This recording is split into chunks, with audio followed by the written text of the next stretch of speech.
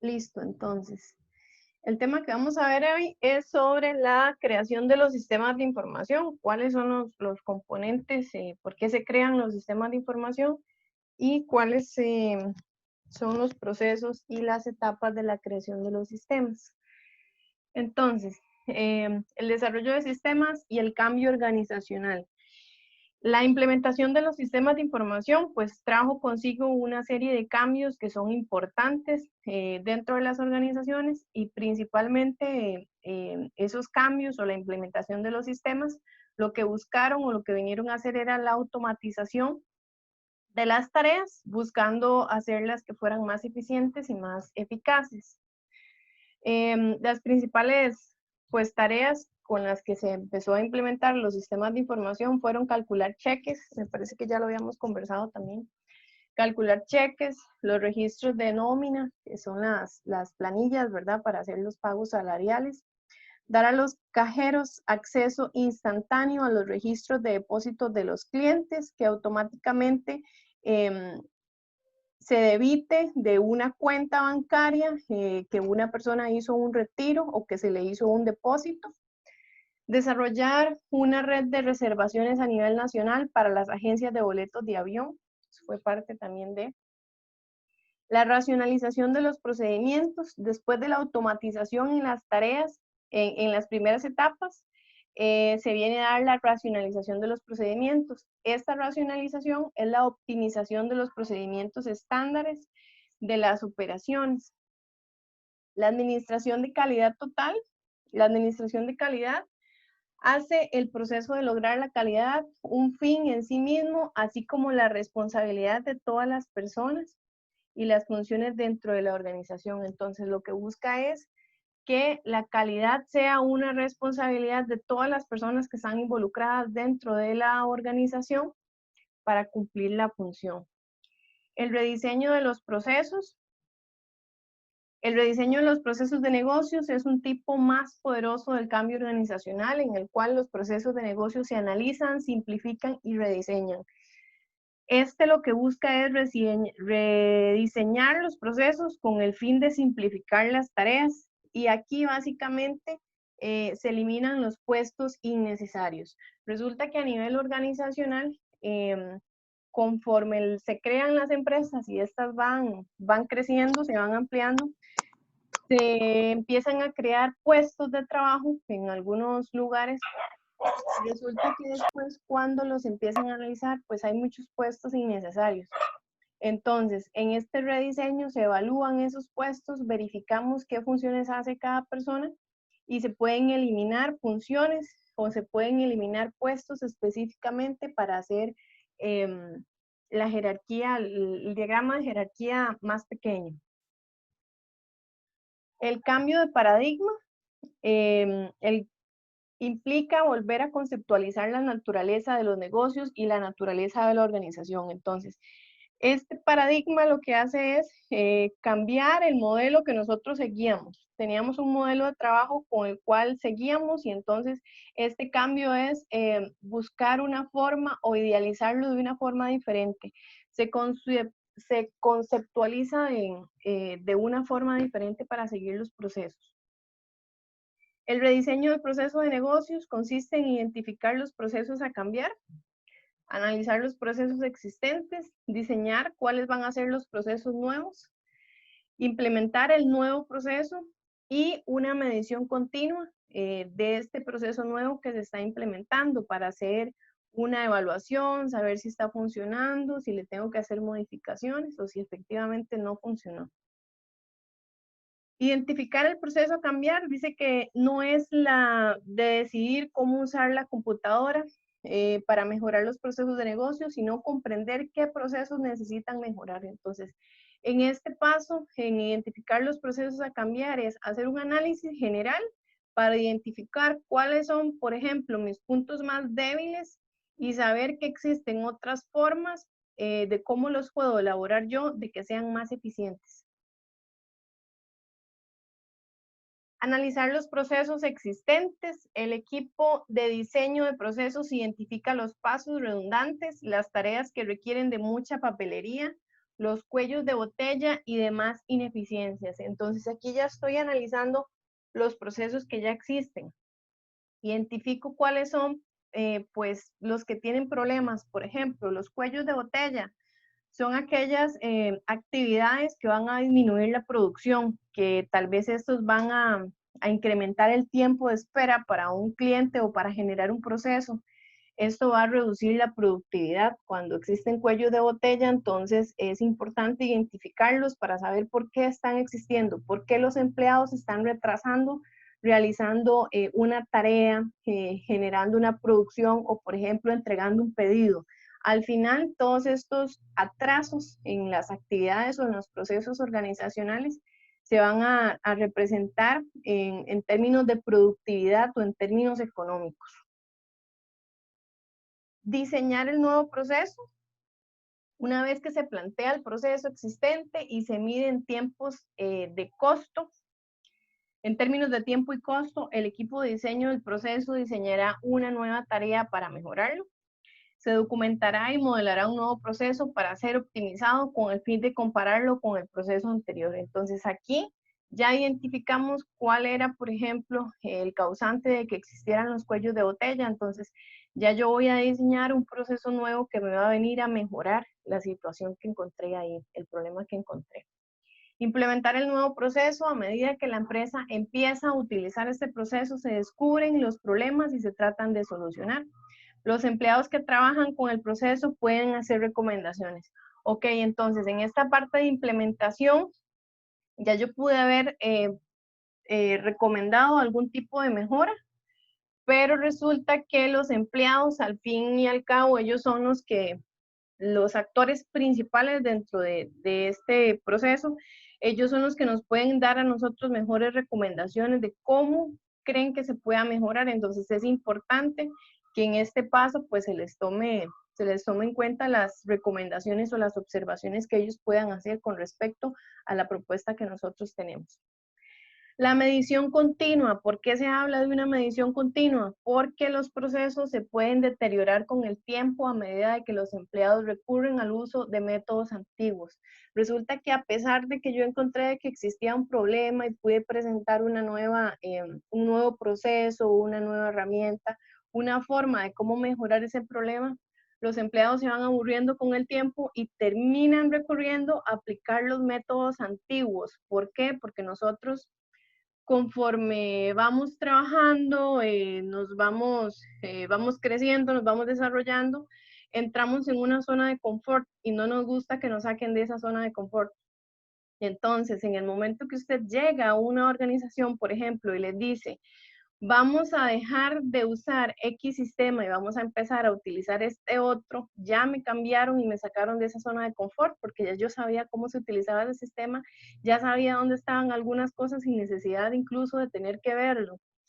Entonces, esto incurre en que muchas veces los empleados no utilicen la herramienta que le estamos dando, no sigan el consejo o el proceso nuevo que les estamos recomendando y utilicen métodos antiguos.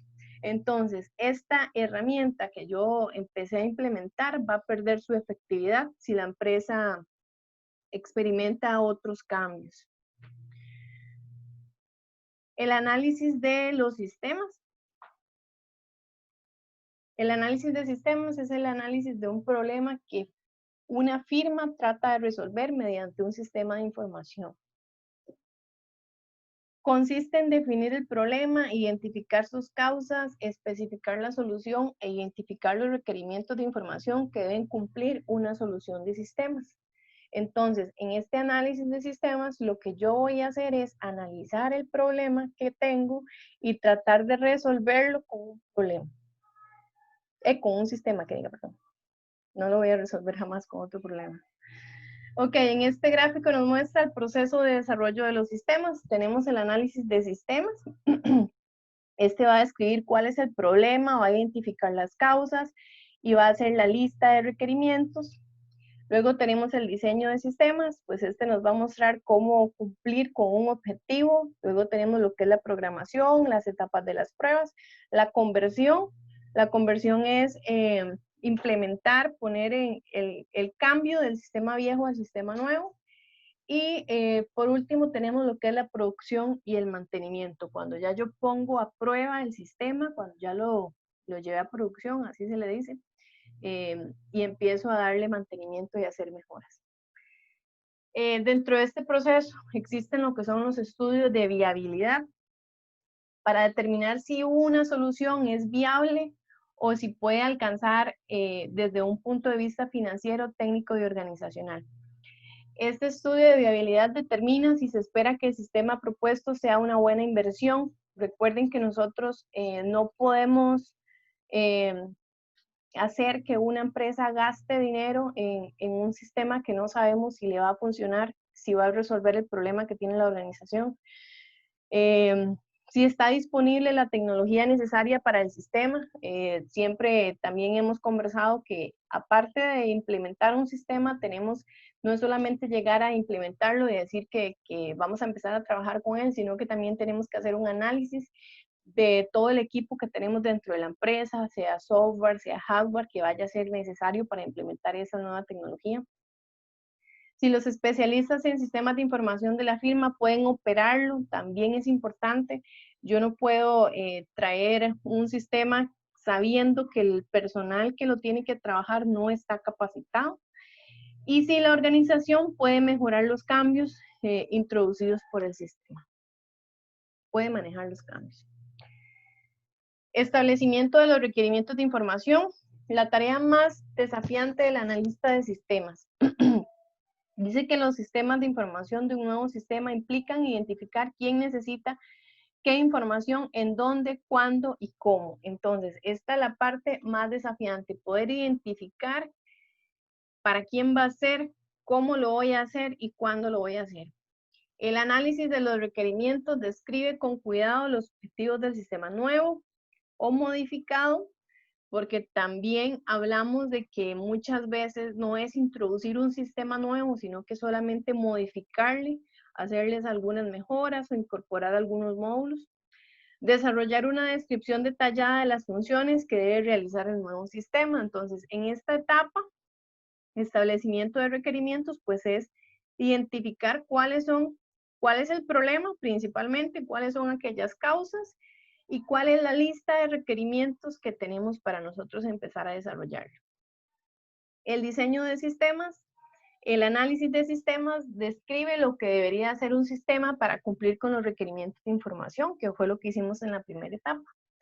El diseño de sistemas va a mostrar cómo se va a cumplir ese objetivo específicamente. El diseñador dice que detalla las especificaciones del sistema que ofrecerán las funciones que se identifican durante el análisis del sistema. Esta es una tabla de especificaciones de diseño. Por ejemplo, acá se pueden ver algunos puntos específicos que se tienen que desarrollar en cada una de las etapas. Por ejemplo, el diseño de la base de datos lleva el modelo lógico de los datos, el requerimiento del volumen, de la velocidad. En la capacitación, por ejemplo, seleccionar cuáles van a ser las técnicas de capacitación, desarrollar los módulos, identificar las instalaciones de capacitación, los cambios organizacionales, el rediseño de tareas, el diseño de empleos, el diseño de procesos, el diseño de la estructura. La complexión del proceso de desarrollo de sistemas. Para esta complexión, que sería la condición de decir que un proceso o un sistema va a estar completado, implica las etapas de programación. Durante la etapa de programación, las especificaciones del sistema que se prepararon durante la etapa de diseño se traducen en código de programa de software. Entonces ya esto meramente estamos hablando de código de acuerdo a las especificaciones que ya nosotros habíamos determinado. La etapa de prueba dice que se debe realizar una prueba exhaustiva y detallada para determinar si el sistema produce o no los resultados correctos. Entonces, no es solamente diseñarlo, programarlo y saber que ya funciona, sino que tengo que probarlo muchas veces, hacer diferentes tipos de pruebas para determinar si eso que se desarrolló me resuelve a mí el problema que tenía, si cumple con las funciones que fueron creadas. Esas pruebas serían tres tipos de pruebas que se tienen que realizar. La prueba de unidad, Dice que es una prueba de programa que consiste en probar cada programa por separado en el sistema. Yo voy a probar cada uno de, por ejemplo, de los módulos que van a estar asociados a ella. La prueba del sistema evalúa el funcionamiento del sistema como un todo. Aquí se evalúa todo en conjunto. Trata de determinar si los módulos discretos funcionarán en conjunto con lo planeado. Y la prueba de aceptación provee la certificación final de que el sistema está listo para usarse en un entorno de producción. Entonces, esta es la última etapa, la última prueba que a mí me va a garantizar que ya yo lo puedo llevar a la etapa de producción.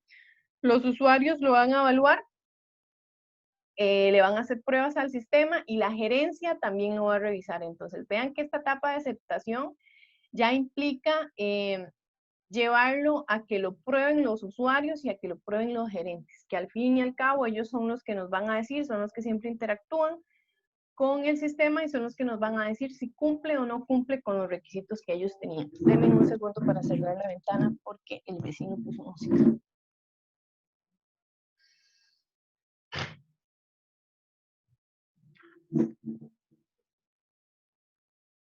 Ok, entonces esta es la prueba de aceptación. Muchas veces, bueno, casi que todo el tiempo ocurre que cuando se diseña un sistema y se le lleva a la persona o se le llevan a los usuarios específicamente, ellos dicen, el sistema no está haciendo lo que yo necesito que haga, está muy bonito, hace muchas cosas bonitas, pero al final me está generando más trabajo porque no está cumpliendo con la función que tenía que cumplir. La etapa de conversión es el proceso de cambiar del sistema anterior al sistema nuevo. Se pueden emplear 4 estrategias principales de conversión: la estrategia paralela, la de reemplazo directo, la de estudio piloto y la de metodología en fases.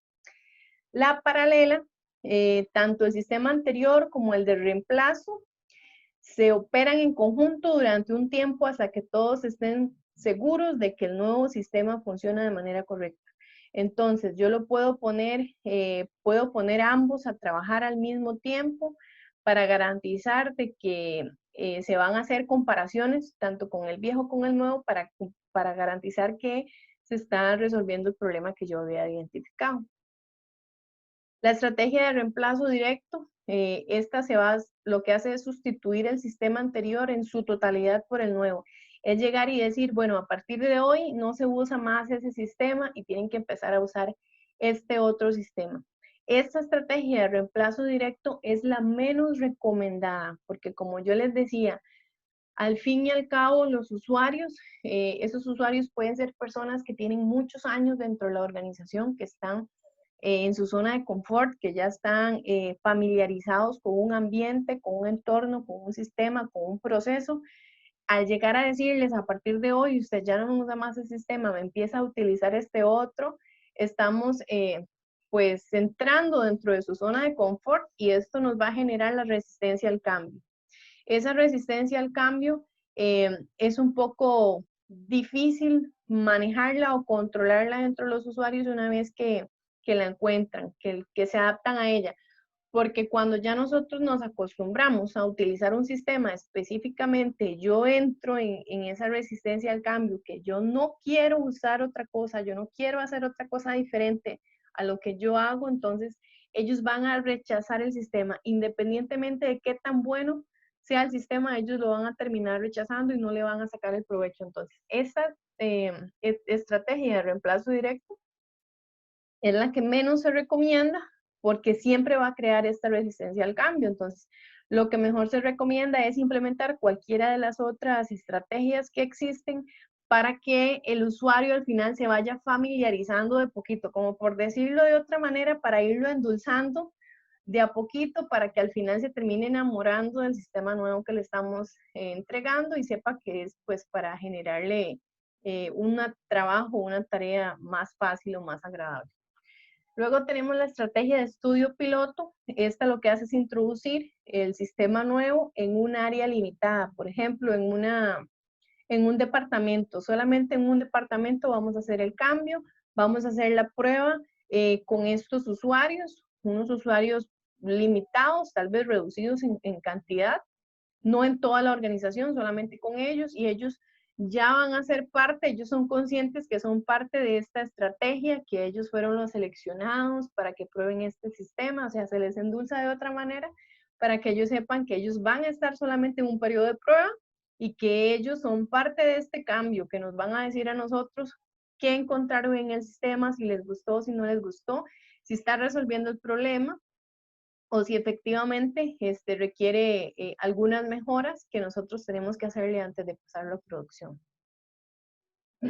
La estrategia de metodología en fases, esta metodología en fases introduce el sistema pero por etapas, ya sea en base a funciones o a las unidades organizacionales. Entonces, esta etapa en fases es empezarlo a meter de a poquitos y a decir, bueno, solamente vamos a hacer la parte de facturación en este sistema o solamente vamos a usarlo para X cosa. Entonces, irlo a meter no de un solo, no hacer todos los procesos, sino que hacerlo en una forma reducida, pero que ellos empiecen a interactuar con él. La capacitación y la documentación detallada. Para cambiar un sistema antiguo a uno nuevo es necesario capacitar a los usuarios finales para que utilicen el nuevo sistema. Este es un paso del proceso de diseño de sistemas que nosotros no nos podemos saltar o que las organizaciones en sí no se pueden saltar. Nosotros somos parte de este proceso porque si somos los encargados de desarrollar ese sistema o de hacer el análisis de diseño, siempre somos la parte del equipo que tiene que recomendar y tiene que ayudar a explicar cómo funciona el sistema, a capacitar específicamente al usuario cómo lo va a usar, cómo es la mejor forma de usarlo, para que ellos se familiaricen. No es cuestión de decir, bueno, ya yo diseñé el sistema, aquí está, esto es así, así, así, y juegue, se la vean a ver cómo hacen. Eso también es parte de lograr que los usuarios se enamoren del trabajo que nosotros estamos entregando. Ahora, si estamos dentro del equipo de organizacional, dentro de la empresa específicamente, pues entonces también hay que idear estrategias para implementar esta etapa de capacitación de los usuarios. La documentación detallada que muestre cómo funciona el sistema desde un punto de vista tanto técnico como para el usuario final. Se completa durante el tiempo de conversión para usarla en las operaciones diarias y en la capacitación. Esta documentación detallada es el manual de usuario. Sabemos que los manuales de usuarios tienen que ser detallados, específicos y puntuales. Tienen que ser muy claros para que el usuario sea un usuario con experiencia, sea un usuario que no tenga experiencia, sea una jefatura, sea un gerente, cualquier persona lo pueda leer y lo pueda entender. Nosotros muchas veces caemos en el error de que como todos estamos en un mismo círculo, todos sabemos de qué estamos hablando, dominamos la misma jerga, creemos que todo el mundo nos va a entender, pero resulta que cuando se le entrega un sistema a una persona, tenemos que pensar que esa persona no sabe absolutamente nada, así sea otro profesional que sabe de qué le está hablando usted. Entonces, esa documentación o ese manual de usuario tiene que estar bien detallada. La producción y el mantenimiento, una vez que se instala el nuevo sistema y se completa el proceso de conversión, o sea, de hacer el cambio del viejo al nuevo, a esta etapa se le llama producción. Entonces va a estar en producción cuando ya lo instalamos y ya los usuarios lo empezaron a utilizar. Los cambios en lo que es el hardware y el software, en la documentación o en los procedimientos de un sistema en producción para corregir errores, cumplir con los nuevos requerimientos o mejorar la eficiencia del procesamiento, se le denomina mantenimiento. Entonces, nosotros, al igual que cualquier otra etapa dentro de una organización, o al igual de cualquier otro proceso o producto, sabemos que va a llevar una etapa de mantenimiento. Pues esa etapa de mantenimiento tiene que contemplar las mejoras, los cambios, todos esos procedimientos que yo tengo que hacer para garantizar de que ese sistema me va a funcionar siempre 24/7 y de que se va a poder adaptar a los cambios que va a tener la organización. Entonces, en eso consiste la etapa de mantenimiento. El desarrollo de sistemas, en este gráfico se muestran las 6 etapas y más o menos la descripción de cada una de ellas. Análisis de sistemas, bueno, consiste en identificar los problemas, especificar las soluciones y establecer los requerimientos de información. En la etapa de diseño, crear especificaciones de diseño. En la programación, traducir esas especificaciones de diseño a código. En la prueba, realizar los 3 tipos de prueba que existen, de unidad, de sistemas y de pruebas. La conversión, planear la conversión, preparar la documentación y capacitar a los usuarios y al personal técnico que lo va a tener que utilizar. La producción y el mantenimiento, operar el sistema, evaluar el sistema y modificar el sistema. En la parte de mantenimiento también entra la etapa de evaluación. Yo no tengo que decir, bueno, yo lo diseñé, yo sé que está perfecto y nadie me le va a hacer ninguna mejora ni puede decir absolutamente nada. No me lo pueden evaluar mal. Sabemos que siempre van a existir personas que van a ver cosas que nosotros no vemos. Nosotros, cuando trabajamos mucho tiempo en una cosa, nos cerramos a ciertas cosas, a ver ciertas cosas, y por eso siempre es recomendable que tomemos recomendaciones o que lo conversemos con otra persona o incluso hasta con una tercera persona para que nos den ideas nuevas, que nos den ideas frescas. Esto también es parte de la evaluación, permitir que otras personas nos retroalimenten sobre este sistema que se diseñó. Las metodologías estructuradas. Estructurado se refiere al hecho de que las técnicas son paso a paso en donde cada movimiento se basa en el anterior. El diagrama de flujo de datos, el cual ofrece un modelo gráfico lógico del flujo de información, ya que particiona un sistema en módulos que muestran niveles de detalle manejable, especifica de manera rigurosa los procesos o las transformaciones que ocurren dentro de cada módulo y las interfaces que existen entre ellas. Entonces, parte de todo eso que nosotros estamos hablando está la metodología estructurada, que vienen siendo los diagramas de flujo de datos, que sabemos que pues es la primera forma de empezar a desarrollar o a programar nuestro sistema, pues que va a ser en el papel. En este gráfico se muestra el sistema que tiene 3 procesos: la parte de verificar la disponibilidad, la parte de inscribir el estudiante y la parte de confirmar el registro. Entonces, el nombre y el contenido de cada uno de los flujos de datos parecen adyacentes a cada flecha. Hay una entidad externa que es el estudiante, y se posee un almacén de datos, se poseen dos almacenes de datos, que serían los archivos de los cursos y el archivo maestro de los estudiantes. Al igual que nosotros, pues conocemos que existe el ciclo de vida, por ejemplo, de una gallina, que sabemos que la gallina puso un huevo, el huevo se formó en un embrión, pasó a la etapa de nacimiento y luego tenemos un pollito que posteriormente se va a desarrollar en gallina. Tenemos el ciclo de vida de los sistemas tradicionales. El ciclo de vida clásico se llama modelo de cascada y es el que ustedes están viendo ahí. Este consiste en una etapa de planeación, de análisis, de diseño, de implementación, de pruebas de mantenimiento, y es recursiva. Dentro de este ciclo de vida tenemos lo que son los prototipos. Los prototipos es una versión funcional, como una maqueta o una idea que yo tengo del sistema, que yo le puedo entregar al usuario para que él se haga una idea de cómo hacer el sistema una vez que esté diseñado. Los prototipos dice que consisten en crear un sistema experimental con rapidez y a bajo costo para que los usuarios finales lo puedan evaluar. Al interactuar con el prototipo, los usuarios pueden darse una mejor idea de sus requerimientos de información.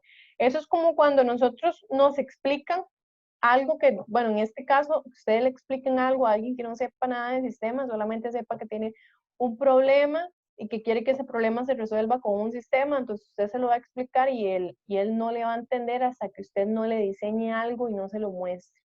Este tipo de prototipos, está este prototipo que dice que es funcional, que puede ser solamente una parte del sistema, que yo le puedo enseñar cómo funciona, cómo estaría haciendo un proceso, y también están los prototipos que son en papel, que me van a permitir a mí mostrarle por ejemplo, cómo va a ser la estructura de diseño a nivel de ambiente gráfico, por ejemplo, de un sistema, y cómo va a ser su funcionalidad como a nivel de los diagramas de flujo de datos. El prototipo es una versión funcional de un sistema de información o una parte del mismo para su único objetivo. Su único objetivo es ser un modelo preliminar. Entonces, yo voy a diseñar no todo el sistema, una parte específicamente que funcione, tal vez la parte más importante para enseñárselo al usuario y que el usuario me diga si específicamente eso es lo que quiere o si quiere que se le hagan modificaciones. Los pasos para diseñar los prototipos. El paso 1 es identificar los requerimientos básicos del usuario. El paso 2, desarrollar un prototipo inicial. El paso 3, usar el prototipo. Pues usarlo en sentido de probarlo y saber que va a funcionar antes de presentárselo al usuario. El paso 4, revisar y mejorar el prototipo. Siempre tenemos que revisarlo y entregar mejoras. Y este es un gráfico del proceso de creación de los prototipos, al igual como se los acabo de mencionar ahí en pasos. El paso 1, pues identifica los requerimientos básicos. El paso 2, pues desarrolla un prototipo de forma funcional. El paso 3 es usar el prototipo. Si estoy satisfecho, si el usuario está satisfecho con ese prototipo, pues se pasa a un prototipo operacional, o sea, al desarrollo completo del sistema. Y si el usuario no está satisfecho, hay que mejorar ese prototipo, hay que revisarlo, hay que aplicar las modificaciones que el usuario le recomiende y nos devolvemos al paso 3, que es de usarlo y volverlo a presentar. Y con eso terminamos. Entonces, esto es el tema sobre creación y administración de sistemas. Es un tema grande, el tema está algo resumido también, con las partes pues más importantes. Es el capítulo 13 del libro Loudon y Loudon, por si alguno lo quiere consultar. Y me gustaría saber si tienen alguna pregunta o si tienen ahí por ahí alguna duda.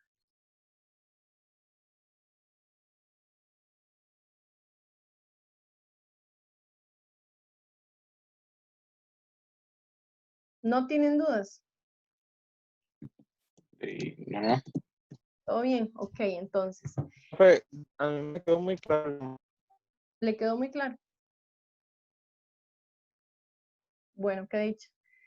Sí, el tema en realidad es bastante claro. Yo sé que lo van a entender a la perfección porque ya ustedes están en esa etapa. Ya creo que ya crearon los diagramas de flujo de datos, ¿verdad? Y ya están ya están en las clases de Program. Entonces, no estamos hablando de nada así como que muy lejos de lo que ustedes están haciendo.